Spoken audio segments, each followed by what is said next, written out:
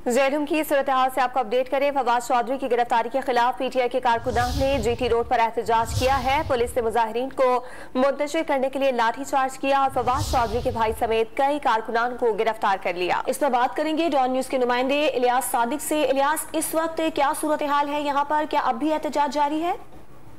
जी बिल्कुल ऐसा ही है। ये जेलम जीटी रोड के मुकाम पर ज्यादा स्टाफ है, जहां पर सुबह से ही पीटीआई कारकुनान जो एहतजाज कर रहे थे, जिसमें फराज चौधरी जो कि जेलम जिले जनरल सेक्रेटरी हैं और फवाद चौधरी के भाई हैं।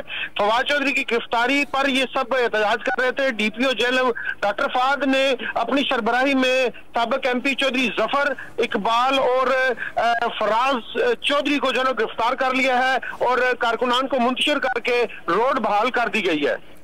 कारकुनान को मुंतशिर करके रोड बहाल कर दी गई है। जेहलम में फवाद चौधरी की गिरफ्तारी के खिलाफ एहतजाज हुआ है और पीटीआई के कारकुनान ने जीटी रोड पर अपना एहतजाज रिकॉर्ड कराया।